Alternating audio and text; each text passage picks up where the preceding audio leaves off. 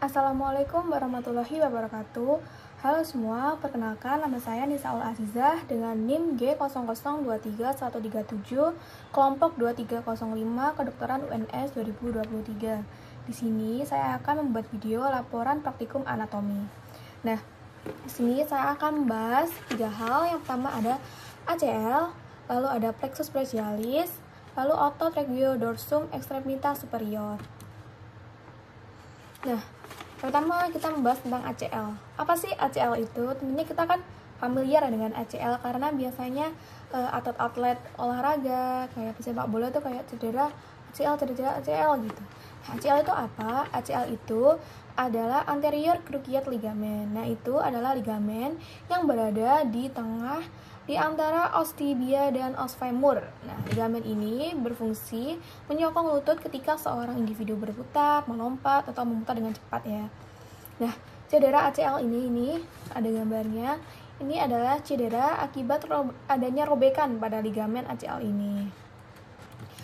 Nah, selanjutnya ini ada ligamen lain yang memperkuat artikulatio di daerah genu ini, regio genu atau lutut yang tempatnya ACL tadi. Nah, ini ada ligamentum apa saja? Yang pertama ada ligamentum cruciatum posterius. Lalu ada ligamentum meniscofemorale posterius. Lalu ada ligamentum collateral fibulare. Lalu ada ligamentum collateral tibiale. Lalu ada ligamentum popliteum obliquum. Lalu selanjutnya ada tendon yang berperan pada pergerakan pada regio genu. Nah, ini bisa kita lihat ada tendon pada daerah lateral ini oleh musculus bicefemoris. Lalu ada gastrocnemius pada daerah lateral. Ada tendon dari musculus iliotibial tract. Lalu ada popliteus. Pada medial aspek ini ada tendon dari musculus semimembranosus, gastrocnemius, dan pes anserinus. Lalu selanjutnya ada otot. Nah, ini otot yang berperan pada pergerakan regio genu itu. Yang pertama kita dari gerakannya ini ada fleksi. Nah, fleksi ini terdapat musculus sartorius, semitendinosus, semimembranosus, dan bicefemoris.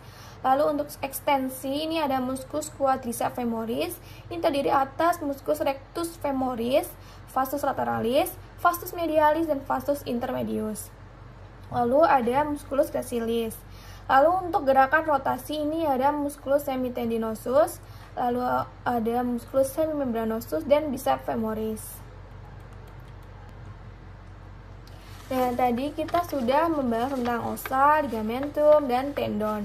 Nah, di regio genu ini juga ada sebuah bangunan, ini namanya bursa. Nah, apa itu bursa? Bursa itu adalah kantong berisi cairan yang memudahkan terjadinya gesekan dan gerakan pada sendi. Nah, ini ada beberapa bursa pada regio genu. Ini yang pertama ada bursa suprapatellaris, ada bursa subcutanea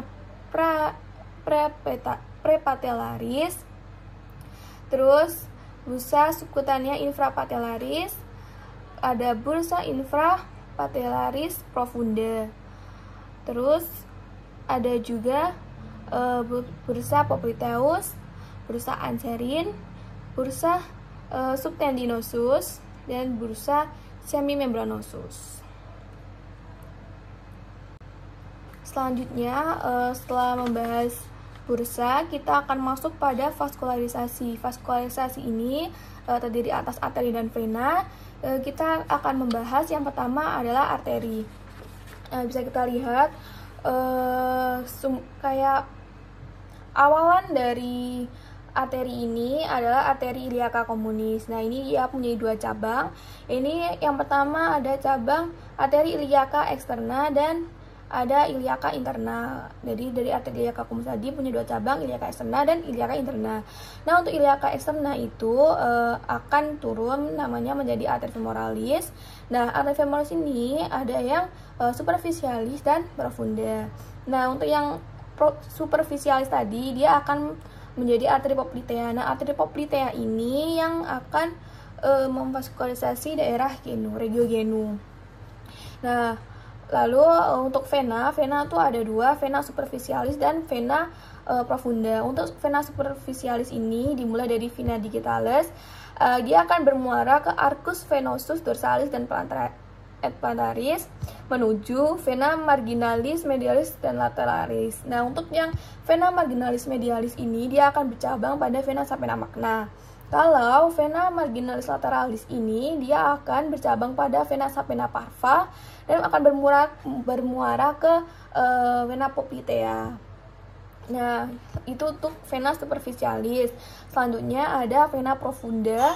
Vena profunda itu dimulai dari vena plantaris medialis et lateralis, dia akan menjadi vena fibularis dan vena tibialis posterior. Nah, ini akan menuju ke vena poplitea. Nah, itu untuk vaskularisasi daerah genu arteri vena. Nah, itu adalah pembahasan tentang ACL. Selanjutnya kita akan membahas tentang plexus brachialis. Plexus brachialis itu apa sih? Biasanya kalau orang atlet nih, dia cedera di sininya, terus kan dokter, kena plexus brachialisnya. Nah, apa sih itu plexus brachialis itu? Nah, plexus brachialis ini adalah anyaman saraf dari nervus cervicalis 5 hingga nervus thoracalis 1. Nah, plexus brachialis ini fungsinya untuk menginervasi ekstremitas superior. Nah, ini plexus brachialis sendiri itu terbagi atas 5 bagian. Yang pertama ada ramus, truncus, divisi, fasciculus, dan terminal nervus, yaitu kayak bagian terakhirnya. Nah, kita mulai dari yang pertama, ramus atau radix ya. Ramus anterior C5 sampai C6 membentuk truncus superior. Nah, itu paling kanan itu si ramus. Nah, terus ramus anterior C7 membentuk truncus media. Lalu ramus anterior C8 sampai T1 akan membentuk truncus inferior. Nah, dari sini ada beberapa saraf yang keluar dari ramus. Yang pertama adalah nervus dorsalis scapula, lalu ada nervus thoraxicus longus, lalu ada nervus subclavius.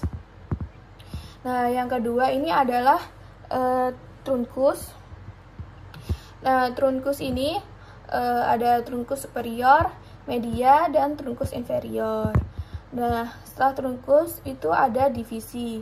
Nah, divisi anterior dari truncus superior dan truncus media membentuk fasciculus lateralis. Lalu ada divisi posterior dari semua truncus membentuk fasciculus posterior. Lalu ada divisi anterior dari truncus inferior membentuk fasciculus medial. Nah, ada juga nervus yang keluar dari fasciculus. Ini ada nervus pectoralis lateral dan medial.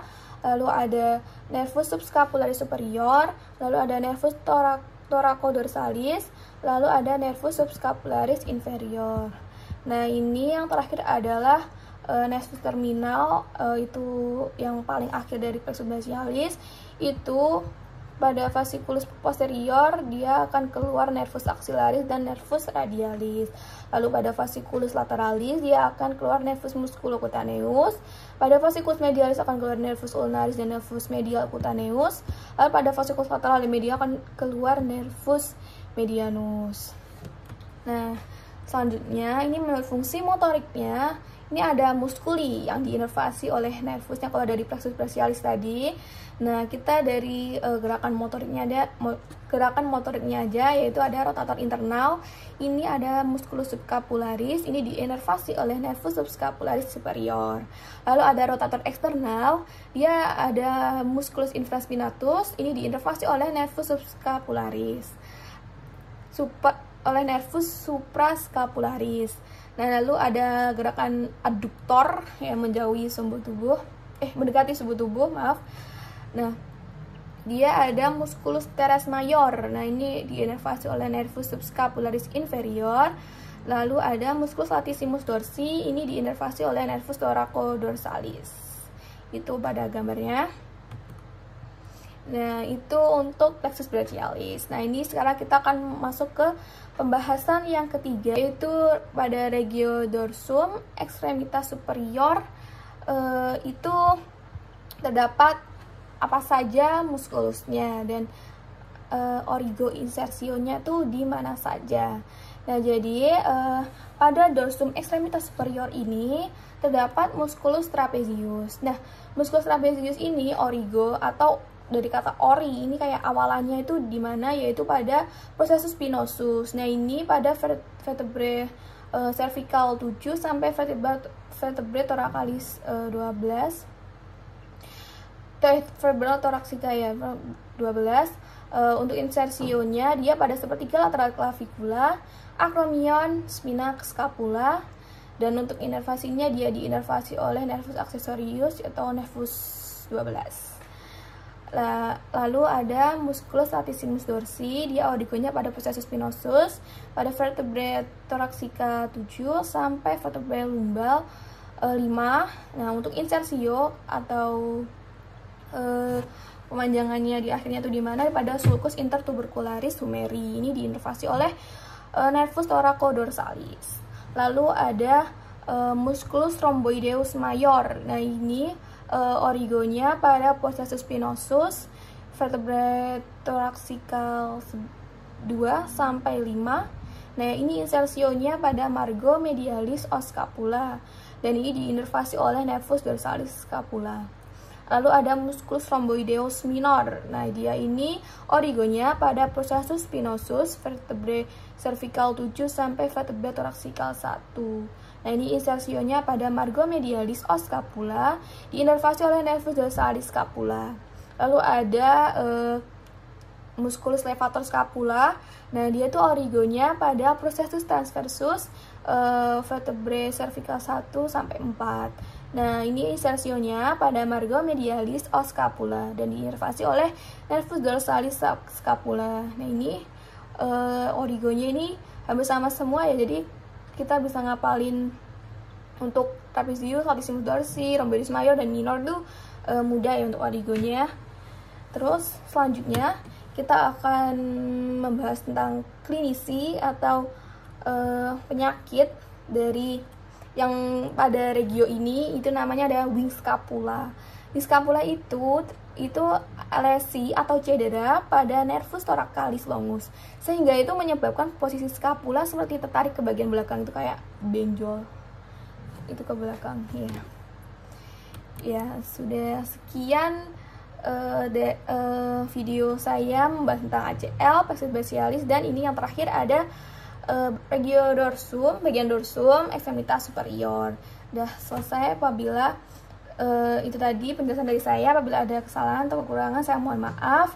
Akhir kata, wassalamualaikum warahmatullahi wabarakatuh.